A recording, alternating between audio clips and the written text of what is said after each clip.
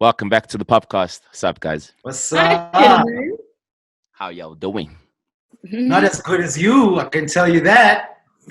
Always good, my brother. Speedy, you Always got good. some good news to share with the people for this week? Yeah, we officially moved into the space where we're building the skate hub. So we're busy building as we speak, and we'll be opening first weekend of September. So yeah, first black-owned indoor skate park in the country is coming. Shout out. Cheers. Ah! That's really dope, man. That is really, Thank you. really dope. And I saw on your Instagram, Obusiti, you've been working on this for like 3 to 5 years now. Mm. And I just like seeing the culture extend itself to other areas. And, you've done a lot to re-energize skateboarding in our minds and the people's minds out there.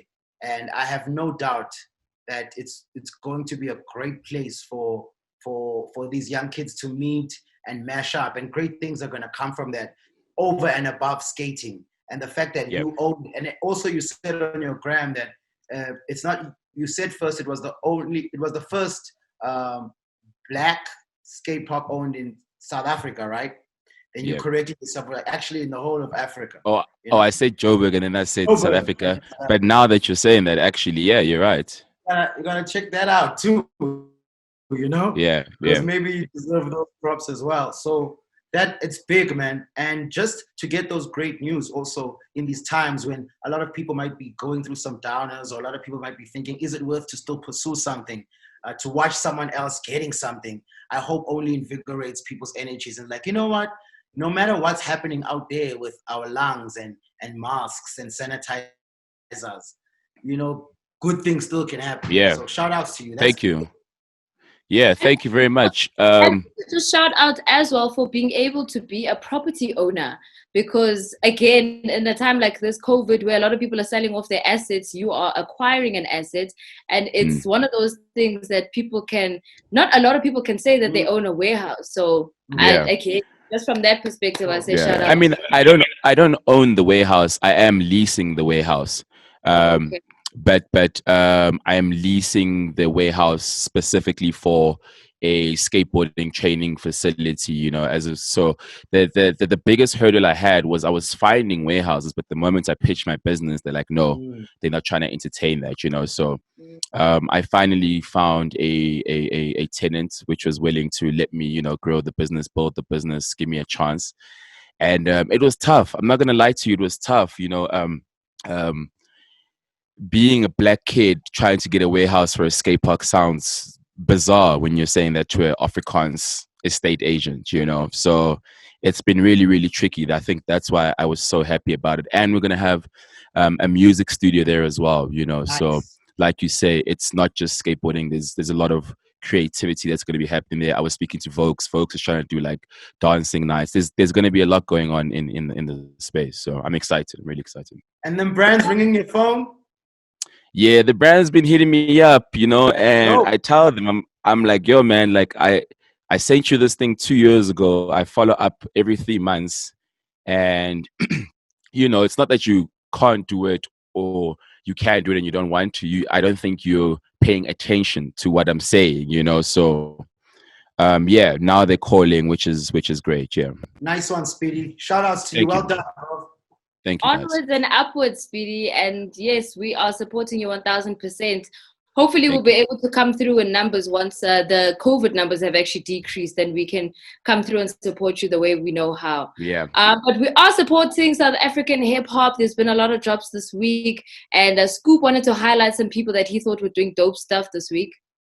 I wanted to just big up Tsecho because he eventually announced that he's having his own website that's going to be for his listenership out there.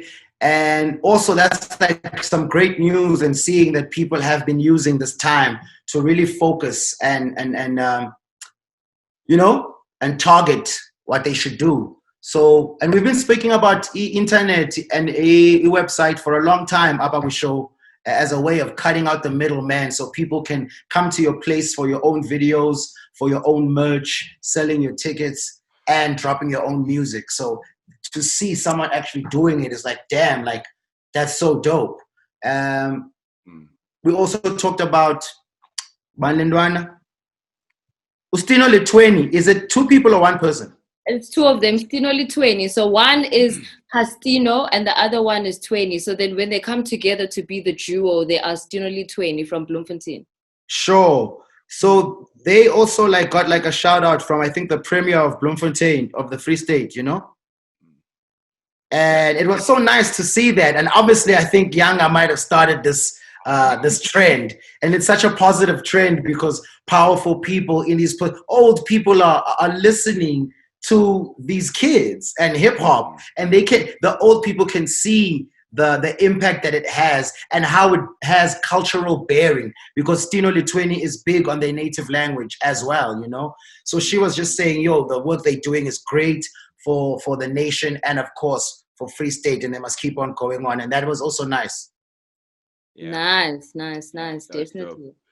Speaking of Tsecho, I actually got to catch those live sessions he's doing with Hunter's Dry. They're looking really, really good. I love how like he's just in his own zone and you know, he's very comfortable. He's sitting on the pool table performing. He's got his band there. He's got his set, you know, planned out. It's sounding really, really good. And I also think it's really dope of Hunter's Dry to take a risk with what he's doing. And what I mean by that is, I mean, we speak about it all the time when we say, I think in South Africa, when you're smoking weed on screen, it looks a bit bad, you know, but at the end of the day, it is what it is. So shout out to Hunters for letting Tsecho, you know, go as creative as you would like to be. If you smoke weed during your set, then smoke your weed. You know, it didn't look bad at all. It was really, really dope.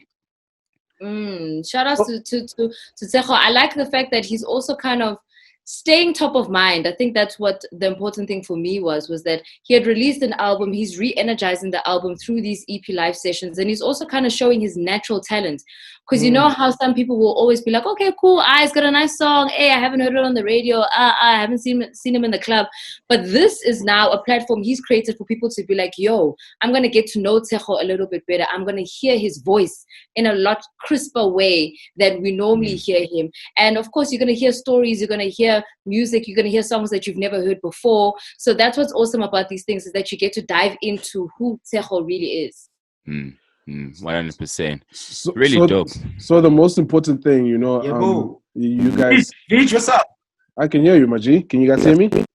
Yeah. Okay. I was like, I like the way that you guys said we've been preaching about websites and just leading people to your platform. And I think it's about time, Nati, as the POPcast, we also start to look at things like that, you know. And I know that it's something we've been talking about it, and eventually we will do it, you know. And us, you think you need a website? Yeah, I think we do need like some sort of app or a website, you know, POPcast TV Nyana or something, you know, where we actually kind of do throw our people to, as you mentioned with merch. You know, you saw there was a demand for merch when you guys posted into the comments, you know, and people like, yo, would actually support that, you know. So it's nice to, if we also move things like that and we put it on a platform that's us, driven by young Black people who also want to have some sense of ownership and say, guys, support us, because there are people supporting us, you know. And it's just for us to be more creative and just lead people to come to us directly. Yeah, 100%. Definitely. All right. So also moving on to, like Scoop had mentioned, that it's nice to see old people who are listening to hip hop and seeing the influence of hip hop. But unfortunately on this one, we had old people who were taking hip hop in the wrong direction for their own, I don't know what to even call it, whether it's benefit or whatever the case may be.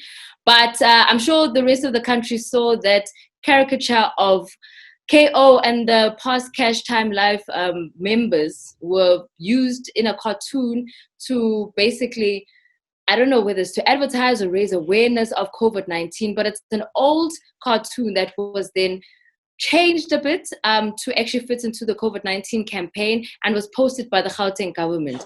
And for me, it left a very sour taste in my mouth. And I can imagine why it did for KO as well. And I want to switch this to VG, because you were with Cash Time around the time when the original video came out. Was there any like bad blood or feelings around the cartoon, the original cartoon, when it did come out before this one? No. It wasn't no bad blood. I know that it was created by the kids who were doing cartoons. I forgot the name, but I think Tweezy was the one doing the music, whatever, and it was a nice addition to the culture where, you had the music that was there, you had the fashion that was there. Then now we have like some sort of kids who are creating cartoons, from a creative point of view that throws to the culture, that, you know what I mean? Like, this is the music we listen to, this is the guys we mess with, It was such a beautiful thing because I think that was a whole movement of just embracing the culture even more. So what happened with this one, I was just like, it's either maybe the guys went to the guys who did the cartoons or they were not thinking. For the mere fact of using KO and making his face green, right? I think people could tell that's KO. If you know the original clip, that was the one from Maizi. It was taken from Maizi's Agaku Koko, the music video, right? So it's more like Senzipa to Koko Agaku, you know what I mean? And then they even mentioned Easy's name there, where KO's like, hey, Fanagiti, Easy, And I'm just like, yo, but was the government who ever approved that? Did they actually think, well, guys, this is what I'm going through? What if actually one of those persons has contracted COVID right now? Or, you know what I mean? How are they supposed to feel? Because it's like, so now you're making it seem as if hip hop or soul, we are the ones that are spreading the virus. It's just, I don't know, man. I saw the So I saw the platoons or whatever, the company tweezing them that were doing those little skits back then. They actually responded, and they were saying that yes, they use the same thing, but it's their property. It was done for passion. It's not like Cash Time, KO or Easy like owns it. So what they're saying is, yes, they gave it to the government because it's their property. They just switched it up here and there. But my thing around that is firstly, those guys haven't been consistent for the past 4 or 5 years, because I think with that Skanda era is when those funny things actually ended. So they haven't been consistent at all. So what it means is that they're actually being lazy. Instead of evolving and doing better work, they went to something they did years ago that actually worked and sold it to the government for money. So I think they're wrong in that sense.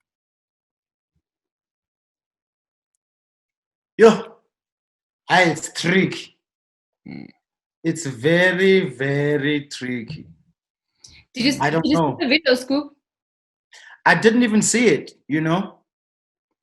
Okay, so if you watch it, you will see what VG's talking about. Basically, it is the actual older cartoon that they had put out, but then they just changed KO's face, and then they made it green, but the face and the structure was the same as the original cartoon. And also over and above that, they changed the words or the script of the cartoon from what it originally was to what they had put out with the Gauteng government. Now, what irritates me is the fact that I don't know who to blame here, whether I blame Fatoons or whether I blame the Gauteng government, or whether they're both to blame for putting this thing out. Because one, you're basically saying that a hip hop artist is the face of COVID. So the disease that is killing the whole world is a hip hop artist. Number one. Number two, a black hip hop artist from South Africa. Number three, for me, it's like, okay, but what are you trying to prove with this cartoon? Because are you trying to say, are you raising awareness? No, you're not raising awareness. If anything, you're making KO look like an idiot. How is KO supposed to sit back and put his brand, and now his brand has to align with this cartoon that's come out? And that's not who he is. So obviously with people who are saying, don't be sensitive on social media, I'm like, no, but he has to be sensitive, because at the end of the day, imagine you are being called out and being called you are the coronavirus. That's not cool. Yeah. And also for the Gauteng government to post that on their page, for them to say that they support that message, what are they saying? Because it's so distasteful. That's so heavy for me, man. That's so heavy. And I think both parties are to blame. I think the guys who now made money out of KO's likeness, spreading a wrong message, selling it to the government, who put it on their platform, I really do think that both parties are to blame. And so now, What's KO saying is gonna do about this? It's gonna take legal action. Is he gonna do anything about it at all? He He said he's has gonna. to. Yeah, he He said he's gonna take legal action. really has to. Just Use CCTV also, right just now. out of not even like to the fact that people made money out of something. Can you hear me? Can you see Yeah, me? he's just frozen. Yeah, there we go. Yo. Yeah, we could hear you, but you So were I was frozen. saying, oh, sorry, bro. So I was saying that it's not even about the fact that money was made. It's just about respect, you know? Integrity. Just Yeah. about just simple respect, simple civic respect on some, I've worked hard for this name and now this is what you're doing with it. It's just disrespectful on so many levels. Yeah, I think also for me, obviously we know the image it being KO, but also second part, you also use Easy's name. You know what I mean? It's disrespectful. Yeah. It's disrespectful, Sure. regardless. You know what So I mean? this past week, the Summers obviously announced the full nominees in all the categories basically. Because remember they did it like in bits and pieces. Now everything has come out, and obviously the best hip hop album category has come out. So when it came out on Twitter, Zandy tweeted something, and I put some eyes there, and then people were like, don't put eyes, Baba. What do you think? So I respond to the guy with Y. I like the letter Y with a question mark, and people were going at me because Youngster and Younger are nominated in the category. They're like, Nice. you can't be choosing Younger because that's an EP, whatever. And I responded to the one guy, I'm like, my nigga, I put a Y. There's two people with a Y there. I never said Youngster or Younger. Relax. So what did Zandy tweet? No, he was just asking, like, who do you think is going to take this one? So in the category, you've got Youngster, who's nominated. You've got Younger, who's nominated. You've got Slick, who's nominated, which is really second time dope. now. Second time for the album, yeah, I think, yeah. So why are people angry about the EP? I think they're saying that it was an EP and it wasn't supposed to be nominated as an album for album of the year. But you do know that with any music that you release and you make it publicly for people to purchase or anything, it is counted as a release. It's eligible, yeah. So be it, and obviously it has to have a certain number of tracks. I think over 6 tracks or so, Yeah. and it automatically does fall as a body of work being an album. So people don't know these things. Okay. And they're also the way they speak on social media, they're so and loud. It's as if they speak of something they know of, but they actually don't know shit. Shout out to you, VG. Shout out, VG. Clearing that up. I think people are also just confused as to how the rules kind of work with this thing, because you would see an EP that's also nominated with the other bodies of work, and maybe they kind of weighing them up to the other projects because maybe they have more songs. But I think a project is a project. I mean, even Ricky Rick was nominated for the Stay Shining EP. I think it was 2 years back, if I'm not mistaken. So at the end of the day, if it's a body of work and if it's fresh work and it's not a mixtape vibe, it can be nominated. So shout outs to Youngster for 3T. Becoming a Pop Star by Yanga, also nominated. Injayam Volume 2 by DJ Slick. Of course, as the DJs were saying, shout out to a DJ being nominated there. KO for PTY Unlimited. And Big Zulu for Ungongoshe Wongongoshe. Ungongogo. No. Hi, Speedsta. Yo. Listen, you are about to say another word. I heard it was hitting some with it. What? Yeah, please, don't do that. We know which one. So, speaking of Youngster, guys, he was doing something great within his community. Ekapa, there's like an area, like a field that was in the past used, and it really brought up and brought out a lot of sporting stars. And extramural activity stars zaseKapa. So it's been dead for some time. It hasn't been used. So he's making an initiative to revamp this place. He wants to build an arts and culture place where obviously people can do music or do their stage plays or whatever. And then he's going to do a sporting five-a-side field on there. He's going to have so many activities just to uplift the youth and give them places to be at. And I remember how extramural activities were big in my day, and they really like formed and shaped my life. And look at what they do for us afterwards. You with the skate hub, myself with basketball. You know what I mean? They just become things that can be an industry afterwards, you know? Yeah. And And they thing save is- spaces. Well, and they save lives. I believe that, you know, as a person, instead of being consumed to do bad things as a child, I would say, I'm going to put my time and invest it in doing some hobby that I really love and I'm passionate about. And if you've got people who support you, that's the thing. Did you have an extramural? Did you have what was your hobby besides DJing? I played b-ball, boy. Yes, sir. Yeah, and I played b-ball. I played netball. I actually still play netball. So No. I play netball just to keep fit at the moment. I don't do it to win medals or whatever the case is. But I played netball. I also did cheerleading.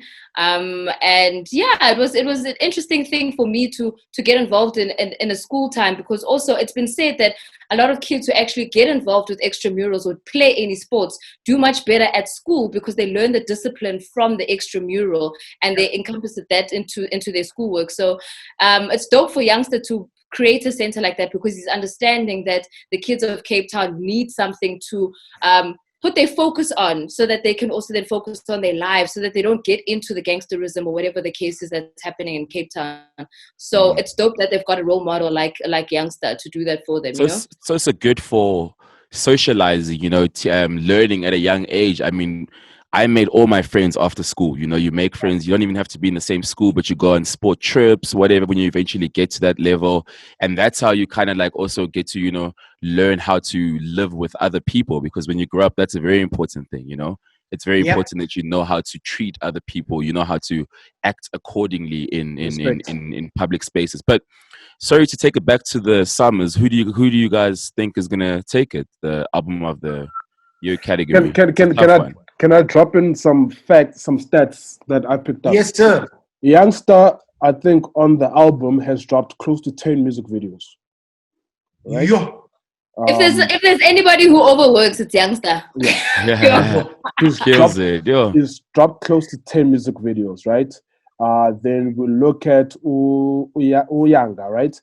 Yanga, obviously Tatuako and Tatuako Remix had a huge impact, and he's coming off the summers for, I think he won Best Song of the Year. Song of the Year at the SA Hip Hop Awards. SA Hip Hop Awards. So Tatuako really is a great contender. Then you've got KO. KO has, I think he probably had the highest in the hip hop people. He's probably he's the only one who had the highest played song, if I'm correct. Yes, that was Super Duper, yeah. So he's also got some remixes that did very well. Oh, not remixes, singles that did very well. Say You Will with Nandingoma also charted very high and was one of the most. Say You Will was even in Best Collaboration. Best Collaboration and Music Video, I think, if I'm correct. And Music Video, yeah. So he's got, so you can see where that's coming from. Big Zulu also did release 2 singles, if I'm correct, from the album. That's what I picked up, you know. I'm a Million, and there's another one in the remix as well, you know. There's I'm a Million, there's I'm a Billion, and then there's also the tune with Questa. Yeah. I just need to remember the name. Yeah. So that's really dope as well. You can see the work, right? Then you've got Slick, Injayam DJ Slick. I think from there I've seen 3. Injayam and Spansam.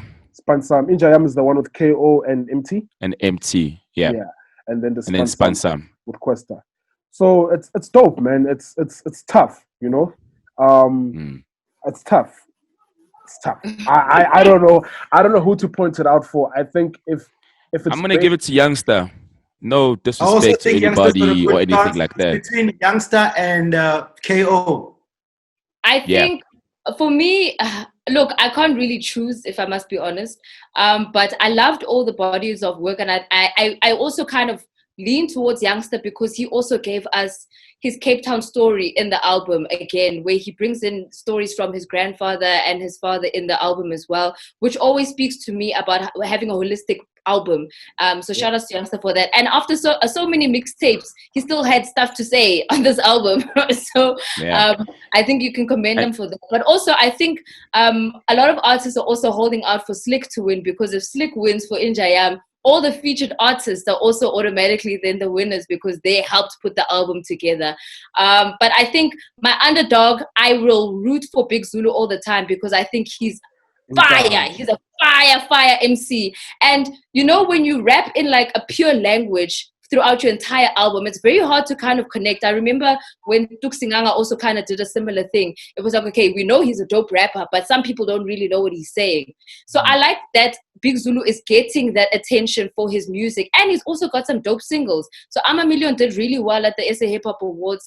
Aglalegi was the single with Questa, which also did really well. So I like that people are giving him an ear, you know, very deep Zulu, but he's a fire MC. So. And he makes them. He's worked for that, you know. It's when you get over that thing of you know, I'm not like so and so. I'm not like so and so. You don't wallow in there. He started off, and they weren't giving him any, and he's like, "You're gonna feel me."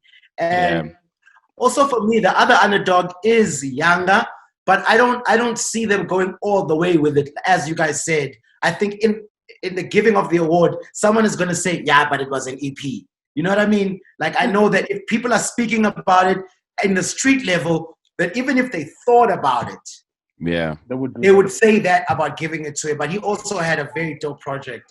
And it's just, I think Youngster really has a good chance to, man.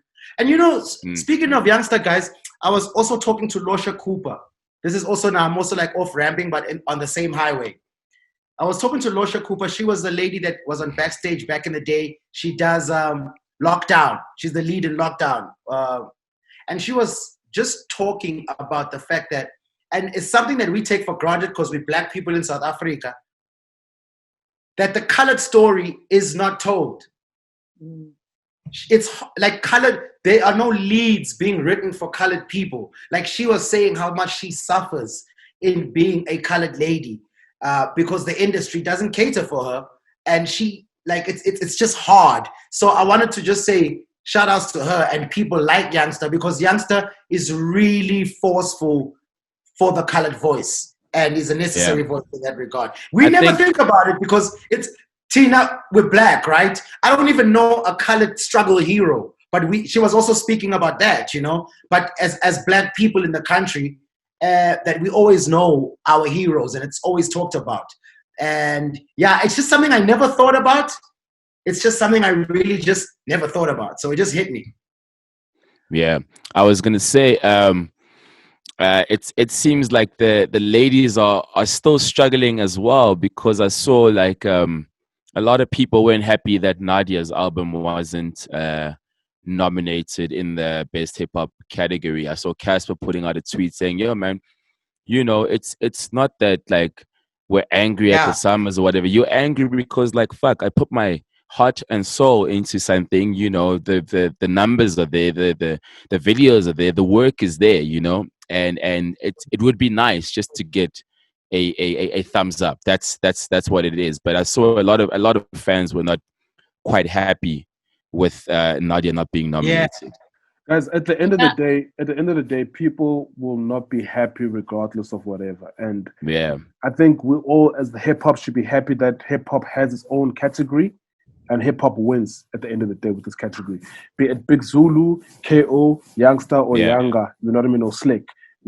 Hip hop will win at the end of the day, and that's what we should be grateful for. You know? Yeah, definitely. But I guess obviously from a female side of things, I think with Nadia, I understand why a lot of people were just like, oh, okay, cool.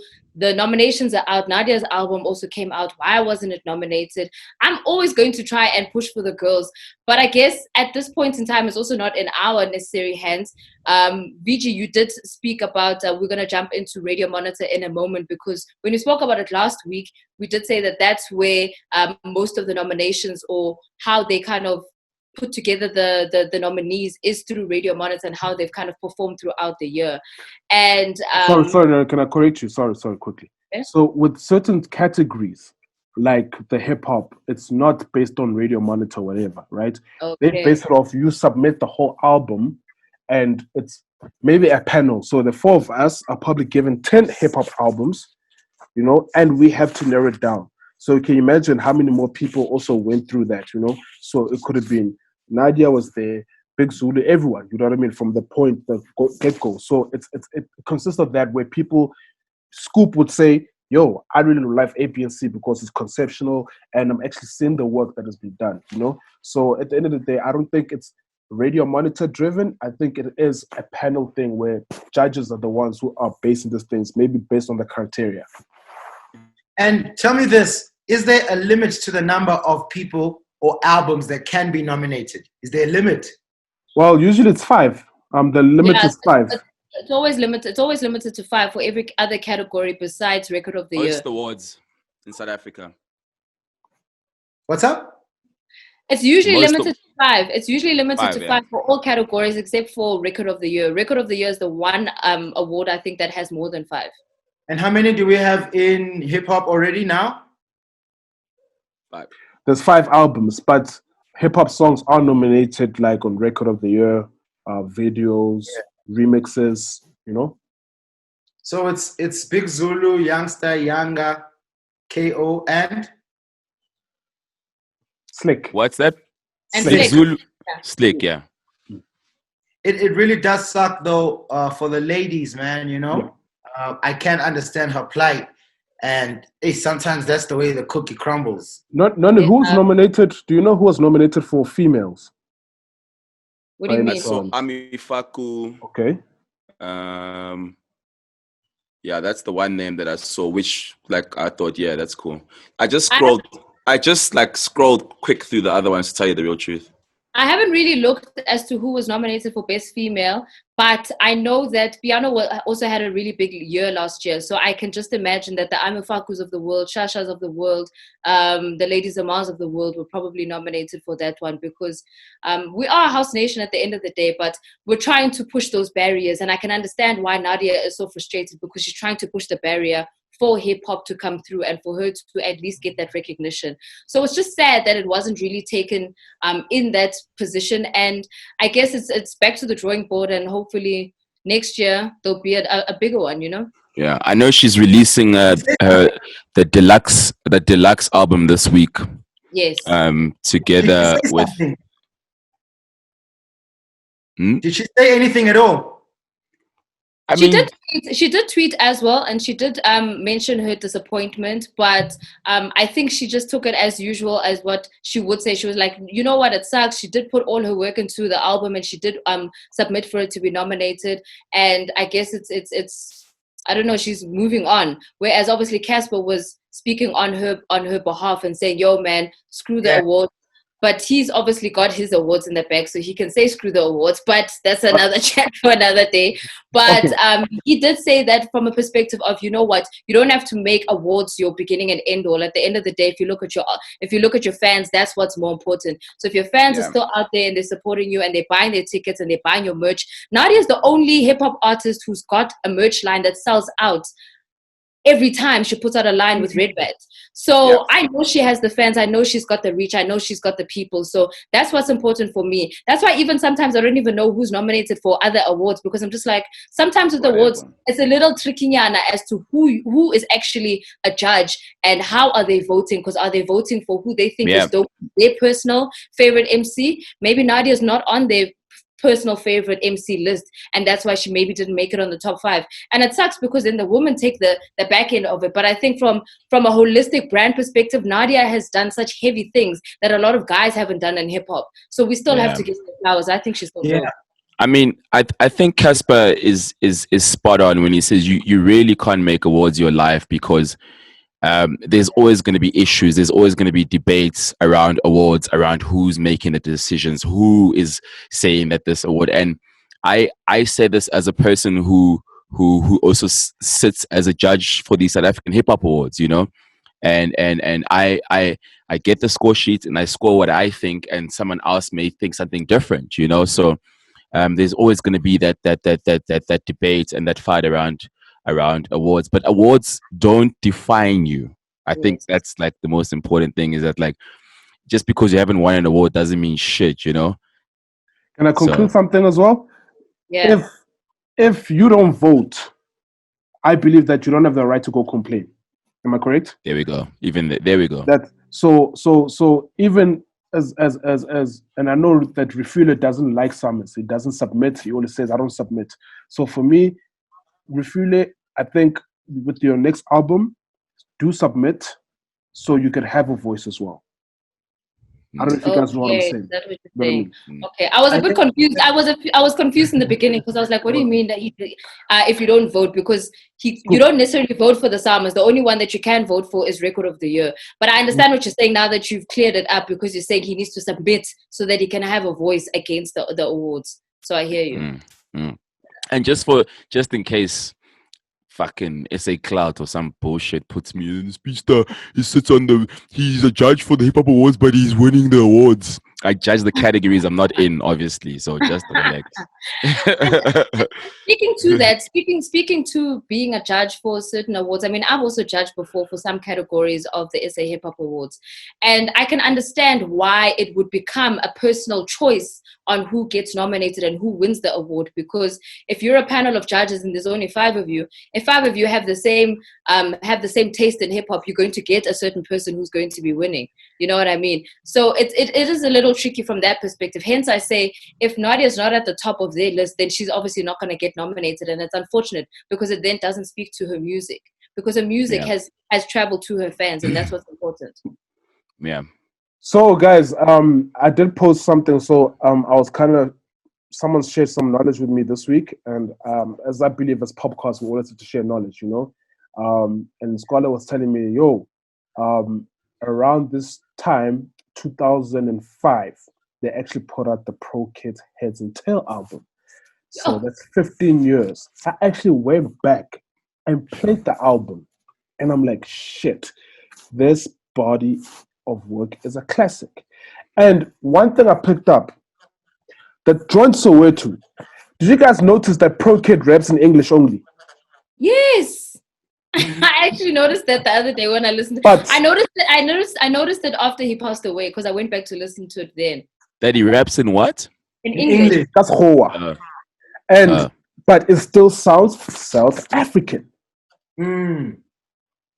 Oh, so you're touching back to our chat. I'm just putting it out there. I chose some people were just like, you guys don't know anything. We want to be Western. I'm just putting it out there, but I'm just saying, for someone like that with the body of work, I'm like, yo, it still connects. And what they pinpointed to me was that Pro managed to take, back then, guys, you know, you were called a rapper. You were labeled as a rapper, you know, with the baggies. And yo. Yeah, yo, motherfucker, you know? And and what Pro did, Pro took hip hop and put it to both vandlas, like the thugs, you know what I mean? Like all over.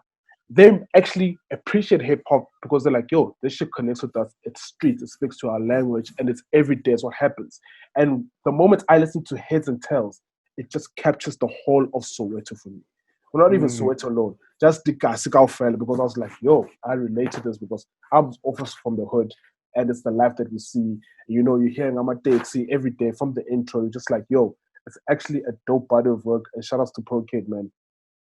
Yo, speaking of Pro, I wanted to give props to the producers of that time, Udom, Omen, Amo, you know, those guys really Babekandi sound. I can't forget Tasman, of course, but Dome and Omen, bro, like Dome and Omen, they really, really did some amazing work for Ivy League. Time. Ivy League also came up with some nice stuff, you know. So then they also touched base forward. Sorry guys, they did. So what he said to me, the moment where Pro and Proverb had to take the name Pro, how Pro Kid, you guys know that. Sure. Okay. That's crazy. I don't need to explain. You know your South African history, your South African hip hop history. But Tell us, You Vicky. tell the people Yeah. that don't Oh, know. my bad. Okay, cool. So they were saying to me back then, I don't know what year it was, right? So the title, there was a pro kid, there's a proverb, right? And Yeah. they were battling for the name pro, right? And I think YFM did an OB at Rand Easter show back then. And it was like an OB, let's battle it out for the title pro. It was 3 rounds. Proverb went in first round. Apparently, Proverb just killed it, Maravati. And what Scholar was explaining to me, he was like, yo, if you know Pro Kid, and this is when they discovered him with Carlo back then. He's a guy that usually warms up when he gets into things. He doesn't just go in immediately. He's just like, test I wanted to see where you guys are at, but I am going to catch up. And apparently second round, killed him. Third round, killed him. And I was like, and I was like, it's like, dude, that's how you earn the title pro. And I was like, yo, this is great. And it's like, yo, what's the great thing about it is just that he did it very essay bold. Like, it's just pro kid. And he's a legend. And till this day, I encourage everyone to go stream his album because they're available on every digital platform. So, guys. Yeah. Speaking of which, actually, Quick Fast Cash, sorry to interrupt you there, Noni. Quick Fast Cash just dropped a EP this past weekend. It's called Rookie of the Year. I'm sure you guys remember Quick Fast Cash from The Hustle back in the day. Yeah. You know what I mean? And he finally got himself a deal with the boys at Prime Agency. So they've been pushing him. They dropped the song last year, The Vibe, shot a dope video. So the reason I'm saying this with the conversation we're having is because there's a song called Saudi 2, which actually features Pro. Quick Fast features Pro on that song, the song is on the project. It also has a music video. It's really, really dope. You must check it out. Yeah, man. I've heard that song and I've actually played it on radio before. So shout outs to Quick Fast Cash for trying to bring that back and paying homage to Pro around this time as well. But I think that Heads and Tails album is still a classic because I remember even at the time that he had passed away, people were playing his music on rotation, and they were playing obviously music from all his other catalogs as well. But like Soweto and Wozu Zabobona were the 2 songs that hit the highest plays, and those 2 songs come from that album, and it just shows you how a classic album can still live 15 years later. What's your remember his Fish Eagle billboard right by the airport? I was about to say. Too. Avaka with the gold BM, remember? That's when he got the gold BM. And what's AKA's line? What's AKA's line? With the Fish Eagle? With the Lindam Kize? I forgot, but he speaks about it. Yeah, he does. I think it's on Kalagata Remix, no? No, it's on these new joints. The new joints. It's on the new joints. Yeah. I think it's on Monuments. Oh, yes. That's where he's reminiscing, because everybody is reminiscing and looking back. Yeah, I think it's on Monuments. I wonder how these guys remember their verses, because even with me, they have so many songs, I don't even know what line is from. There's so many verses. The passion. Imagine when they're performing. I'm sure sometimes they're like, hey, what's the line again? I've seen some artists forget their words while on stage. Trust me, it happens. It's the passion more than anything, Definitely. Yeah. All right, so Vijay, you wanted to jump into how Radio Monitor has been affecting South African music this past week, and we had mentioned that a lot of Radio Monitor is what influences Record of the Year for the summers, but we made it seem as though it was just a lot of the labels who were actually taking a big piece of the pie. But you mentioned that there are a lot of independent artists who are also doing very well with regards to that. Can we jump into that in a moment? Let me just share my screen with you guys. Sure, we're getting facts. Come with the facts, VG.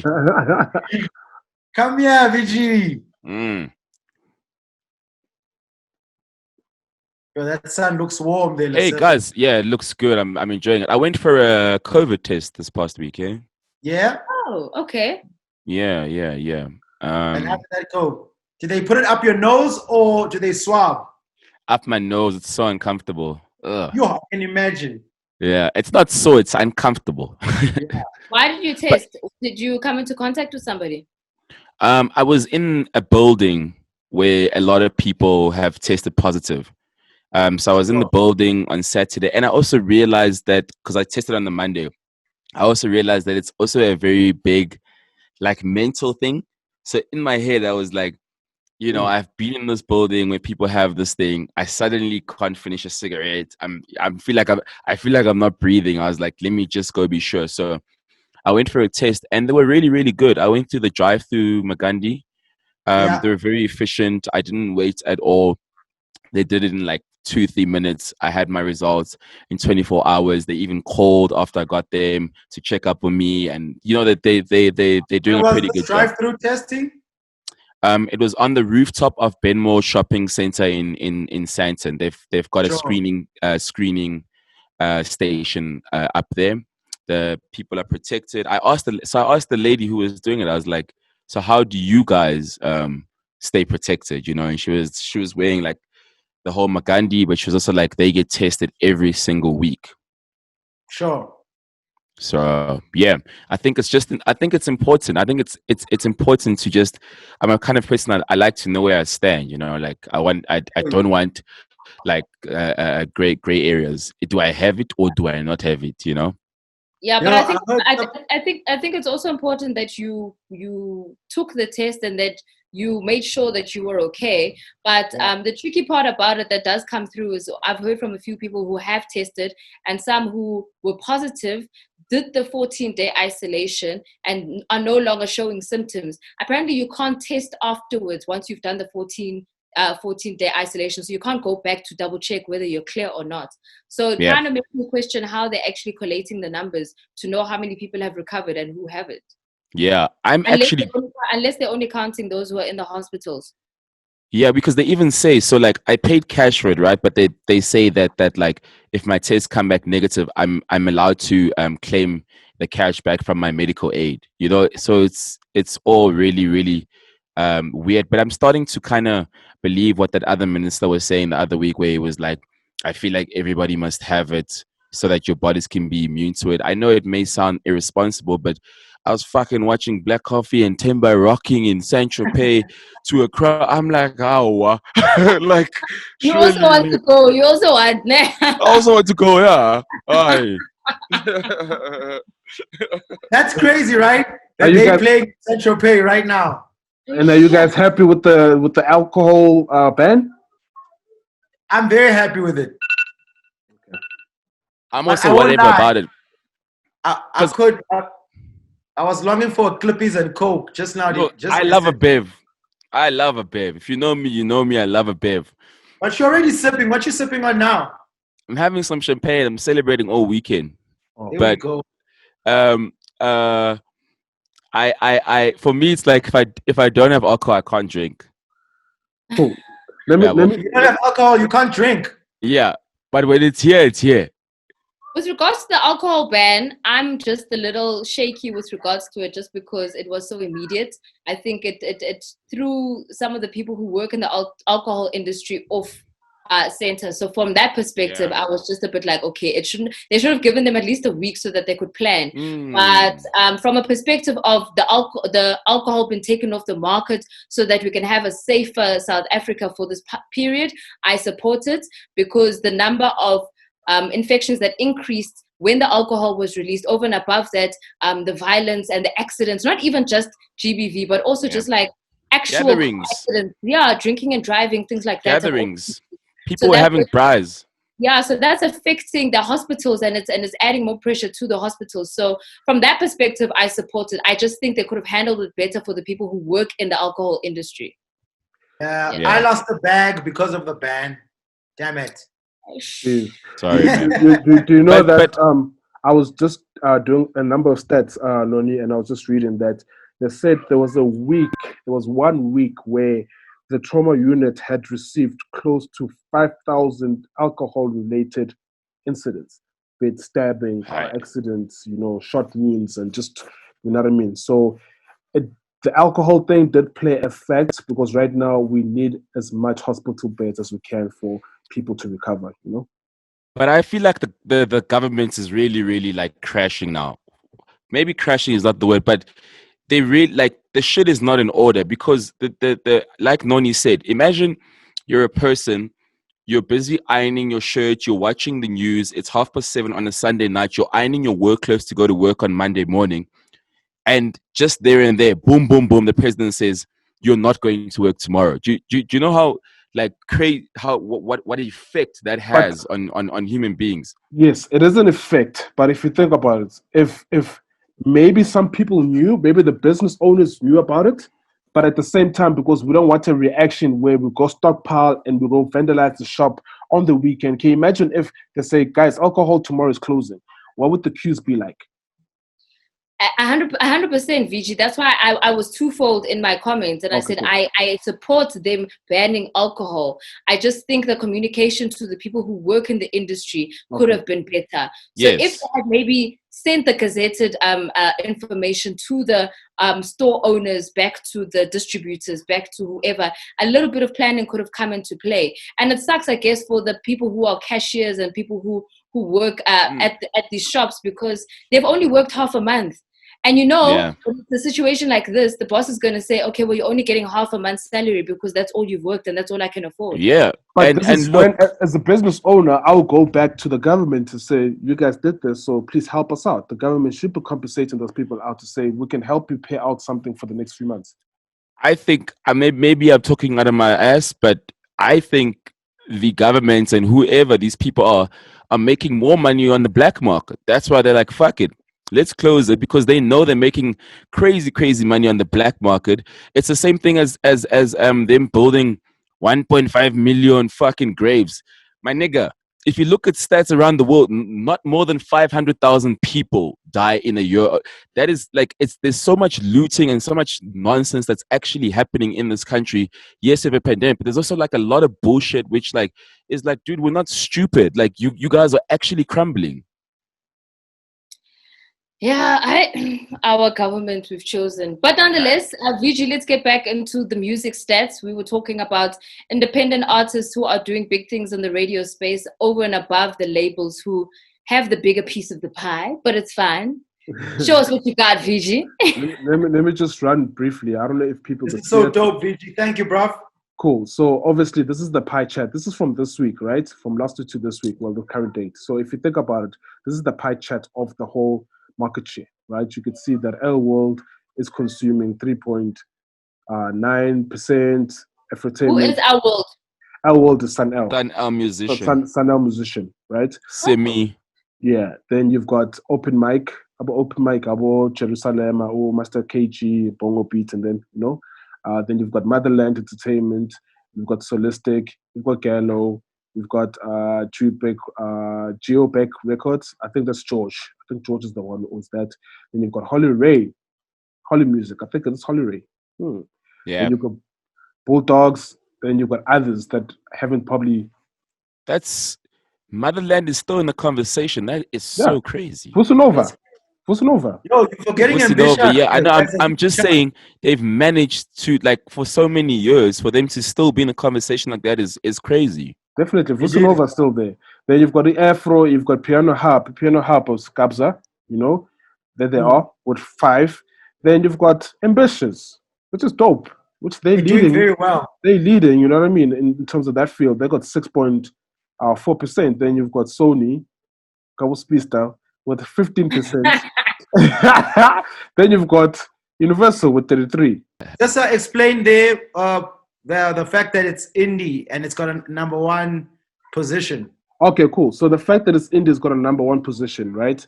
So let me flip off to this one. They've got a new interface, right? This is the new radio monitor interface, which also kind of gives you the amount of plays that it's had, right? So with Sun L Musician, for this week, he's number 1. He's had 73 plays. Previously, it was 142. The impressions that he had this week was 17.7 million. What are impressions? Impressions is basically the number. I think impressions are calculated with the number of plays and the amount of reach.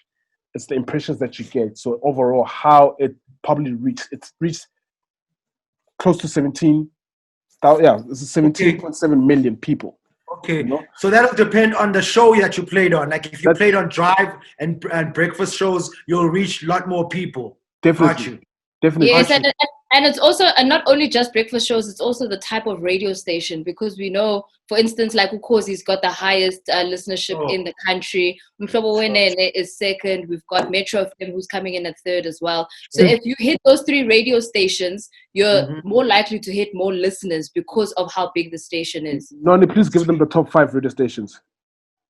Okay. Yeah, Now and give us the amount of people. Well, the listenership. Why you want me to be the bearer of bad Cosmo news? shared it. It's in the group. There. Very share knowledge to people. The biggest radio station at the moment is Ukhozi FM, sitting on plus minus 7.6 million listeners per year. Mhlobo Wenene with 5.8, Metro FM sitting with 4.3, Lesedi FM 3.3, and Tobela FM with 2.9 million listeners per year. The outskirts, Baba. It's the Metro FM, Baba. It's in there, Baba. Is that Sila inside? They call them the African language stations, the LS. And they usually have more reach because obviously at the end of the day, we are South African. And South Africa is not just Gauteng, it's not just Durban, it's not just Cape Town. It's everywhere else. And those people speak the indigenous languages much more than they speak English. So they're more likely to have more listenership in those collective areas. And that's why you'll have a lot of those stations who are having such high numbers. And it makes sense because also they're not on their phone streaming their music. They're on the radio because that's the form of medium that they have to consume music. Yeah, that's why we say radio is not dead, VG. I know it is not dead because the people that Noni just spoke of are proof of that. Those people don't know about the podcast. Some of them do, they're catching on, but majority, not even by choice, just because of information and what is accessible to them. Radio is still the biggest. Radio and free TV is still the biggest medium. Definitely, definitely in South Africa, well, the continent is still the biggest. What I meant by radio is dead. I meant that look at other avenues that are growing. Radio should be a marketing tool that throws to your streaming, that throws to people buying your product. That's how you should look at it. It shouldn't look at radio as an accomplishment. This is it. No, that's wrong. For me, I look at it as it's a tool. It's a bonus. It's like your Twitter. It's like your Instagram. So use that to throw people to purchase or to get to know you as an artist. That's it. Gotcha. 1000%. Thanks for the information and the homework for this week. Yeah, that was dope. Learned a little something new with regards to Radio Monitor, speaking to last week's conversation as well as this week's conversation. I think we are wrapping it up, so please do join us again next week Tuesday here on the POPcast. Remember to subscribe and to like and to comment and join us in the live chat. Don't be snacks. You must just tune in and have a good time. Yeah. Who's cooking today? Around you guys. Who's cooking today? Who's cooking today? I know. Why are you asking us weird questions? I'm Peggy. No, Peggy. I can cook. I choose not to cook. Okay, one POPcast, guys. The next POPcast, as soon as this COVID is done, Noni, you're cooking for all of us. Imagine. You guys don't deserve it. Bye-bye. Bye. Bye.